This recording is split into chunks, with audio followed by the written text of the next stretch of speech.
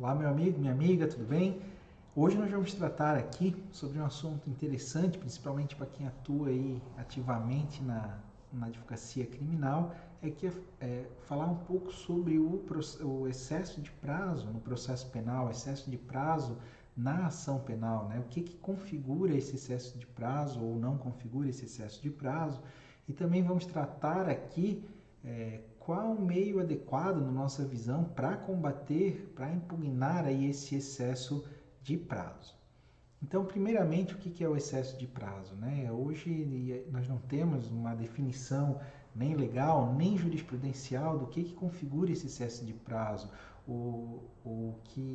Aliás, não existe um número, não existe uma quantidade de dias específico para que uma demora de um processo saia do normal e configure esse excesso de prazo, né? A doutrina, apesar do Código de Processo Penal, ele destacar alguns prazos lá que devem ser cumpridos, devem ser observados, esses prazos eles são relativizados, né? Não existe uma conta, um cálculo aritmético que diga exatamente o que é ou não o excesso de prazo. O que ficou convencionado pela doutrina e pela jurisprudência para que seja configurado excesso de prazo é que cada caso deve ser analisado nas suas particularidades, né? Então, o que é importante observar num processo? Ver o número de réus, por exemplo, um processo com um número elevado de crimes de condutas a ser apurada, um número onde foram roladas muitas testemunhas, o processo que de repente necessite de uma perícia complicada de ser feita, né? Uma perícia complexa, uma perícia complexa.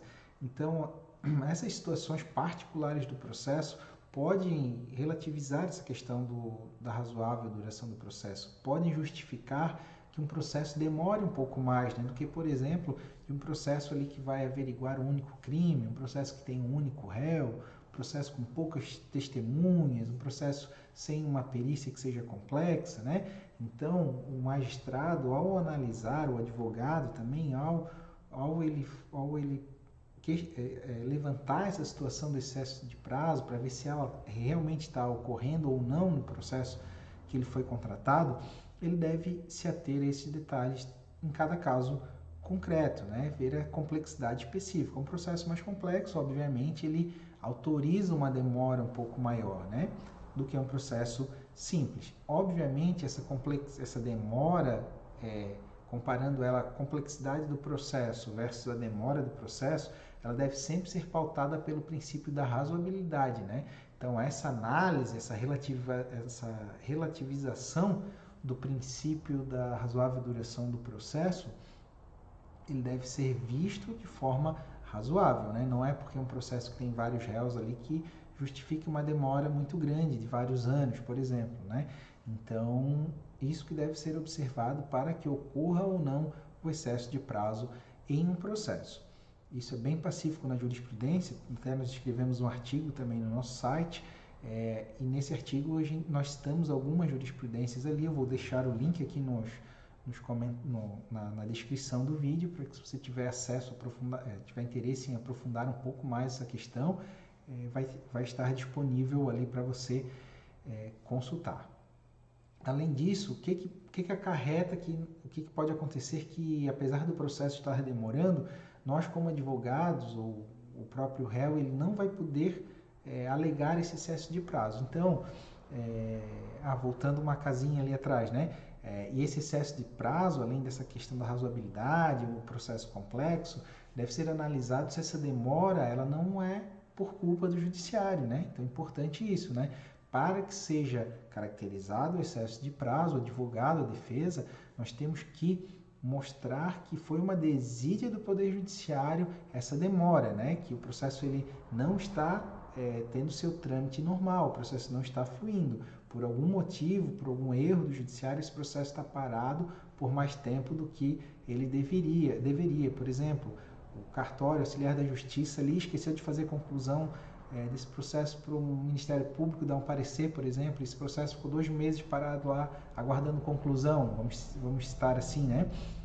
o oficial de justiça recebeu o mandado algum mandado para cumprir algum ato e deixou esse documento lá, né? Não deu cumprimento a essa ordem judicial, ficou lá por alguns meses aquele processo sem andamento em função de um erro ou de uma desídia desse auxiliar da justiça, né? Então é importante observar isso também, ver se não está ocorrendo para que seja efetivamente considerado um processo ali com prazo excedido. Deve ser observada também essa questão da atuação do Poder Judiciário, né? Se eles estão cumprindo todos os atos, mas o processo está demorando mesmo porque é algo completo, é algo complexo, ou essa demora pode ser entregue a uma má atuação dos serventuários da Justiça, né, do Poder Judiciário como um todo. Então isso é bem importante também observar para que você tenha sucesso aí nessa sua alegação de excesso de prazo. Nós, como advogados, como defesa, como réu, não podemos alegar o excesso de prazo também quando nós estamos dando causa ao excesso de prazo, né? Então, se nós temos um processo lá em que nós rolamos testemunhas por carta rogatória, isso justifica que o processo demore um pouco mais, né, para ter o cumprimento dessas cartas rogatórias, ou nós arrolamos muitas testemunhas ali, né, e o magistrado pode observar que de repente alguma destas testemunhas elas são protelatórias, são meramente abonatórias. Então, se nós arrolarmos um número muito alto de testemunhas, justifica também uma demora um pouco maior do processo, porque o próprio judiciário ele vai ter que operacionalizar toda essa situação, né, de marcar audiência, mandar as respectivas intimações, né, e isso acaba demorando um pouco mais esse processo, né? Então, se nós estamos dando causa a essa demora, nós não podemos alegar essa demora em nosso proveito, né? Da mesma forma, o réu que se encontra foragido, né? Se a demora desse processo for em função dessa fuga do réu estar foragido, o processo está demorando um pouco mais em função disso, esse réu também não vai poder alegar o excesso de prazo, né? Por quê? Porque dessa demora um pouco maior está sendo justificada em função da atuação do acusado, né? Da fuga, né? Dele não estar ali presente, respondendo o processo. Então, nós não podemos utilizar da nossa própria demora, né, para alegar esse excesso de prazo. Agora, um ponto importante também é como nós vamos combater essa alegação de excesso de prazo, né? Qual é a medida cabível que nós podemos utilizar para tentar a liberdade do nosso cliente com fundamento no excesso de prazo, né? Então, pensando de modo geral, nós temos 3 formas de tentar pedir a liberdade do nosso cliente, né? Que seria o relaxamento de prisão, o habeas corpus e o pedido de liberdade provisória, né? Então, vamos lá para o primeiro, que na minha visão se enquadra aqui, que é o pedido de liberdade provisória. Quando nós falamos em pedido de liberdade provisória, nós pressupomos que em algum momento desse processo foi decretada a prisão preventiva do acusado. A prisão preventiva, ela está prevista no artigo 312, lá, as causas que justificam a prisão preventiva. Então, quando nós formos fazer um pedido de revogação da prisão preventiva ou de liberdade provisória, nós temos que combater aqueles requisitos que deram ensejo à decretação da preventiva. Garantia da ordem pública, conveniência da instrução processual, né, entre outros ali. Então, essa questão, na minha visão, essa questão do excesso de prazo, ela não pode ser combatida por esse pedido de liberdade provisória. No gesta, então, é o relaxamento de prisão e o habeas corpus. O relaxamento de prisão, como eu disse, na minha visão, ele pode ser utilizado para combater o excesso de prazo. Mas, na minha visão, o relaxamento de prisão ele é enviado para o próprio juiz que está cuidando do processo. Então, na prática, assim, pelo menos onde eu atuo aqui, já por 15 anos, é quase impossível um juiz, né, de primeiro grau ele reconhecer que ele está demorando para julgar um processo, o cartório que ele é responsável está demorando para dar encaminhamento nos atos processuais. Nos processos que eu atuo, já aconteceu em um deles, em 15 anos de advocacia, em que o próprio juiz de primeiro grau reconheceu essa ilegalidade, mas é muito raro de ver na prática isso acontecer.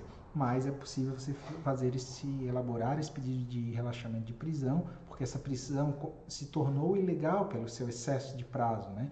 Então, é possível esse pedido de relaxamento, mas eu acho que de repente vai ser um pouco de perda de tempo, mas ela é cabível nesses casos específicos, porque com o excesso de prazo, essa prisão se demonstra ilegal. Então, quando existe uma prisão ilegal, relaxamento da prisão. O que nos restou, então, por último, foi o habeas corpus, que é a medida, né, o remédio jurídico que eu particularmente utilizo nesses casos, né? Quando eu observo ali que existe fundamentos para brigar aí por um excesso de prazo, eu manejo ali, eu faço a interposição do habeas corpus diretamente no Tribunal de Justiça competente, no tribunal competente, porque você elaborando ali um pedido liminar, né? Até aqui em Santa Catarina, pelo menos, eles são analisados de forma bem rápida, assim, né? Então, você acaba tendo uma resposta mais rápida ali e às vezes consegue sucesso nessa sua alegação de excesso de prazo por meio do habeas corpus no tribunal, né? Quem atua na prática sabe que é difícil conseguir, né, reconhecer esse excesso de prazo. O judiciário ele é bem protecionista, né? Vamos colocar assim nesse caso, é difícil de reconhecer excesso de prazo. Existe uma ginástica, na minha visão, uma ginástica interpretativa para que cada vez mais fique difícil de ser reconhecido esse excesso de prazo na formação da culpa, né?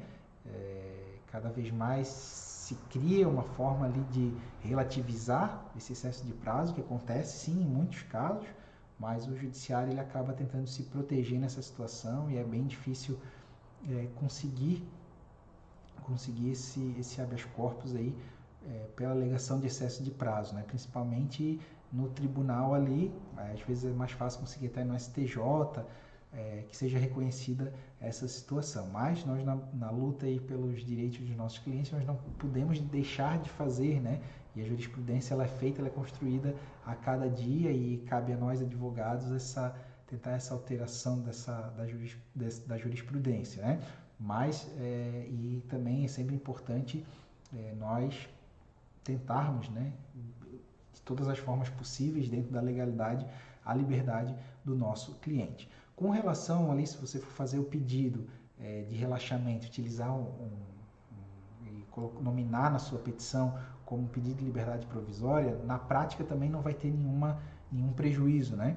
O magistrado ele vai analisar o seu pedido e vai negar ou não o seu pedido, né? Mas nós, como advogados, devemos sempre estar pautados ali pela boa técnica processual, né? Então, se você bota o nome correto na sua petição ali, isso traz uma credibilidade, né? O juiz, o promotor, ao analisar o seu pedido, ele vai observar que você utilizou a nomenclatura correta, porque uma coisa é uma coisa, outra coisa é outra coisa. Apesar de toda forma, o magistrado ainda analisar o seu pedido, mesmo que ele estando com o nome incorreto ali, né? Se você nomeia a sua peça de forma correta, atua dentro da boa técnica processual ali, o magistrado você vai acabar ganhando credibilidade, né? Aí perante os atores aí do processo, né? Perante o magistrado, perante o promotor, que eles estão vendo que você tem uma boa técnica, que você está nomeando suas peças de forma correta. Mas na prática, se você fizer um pedido de relaxamento com o nome de pedido de liberdade provisória, não vai ter nenhum problema, né? O magistrado ele vai analisar o seu pedido sem problema algum. Então esse foi o vídeo da semana aí, espero que tenha gostado. Deixe aí nos seus comentários se ficou claro, se ficou alguma dúvida, e assim nós podemos construir um conhecimento cada vez maior e melhor. Obrigado, até a próxima.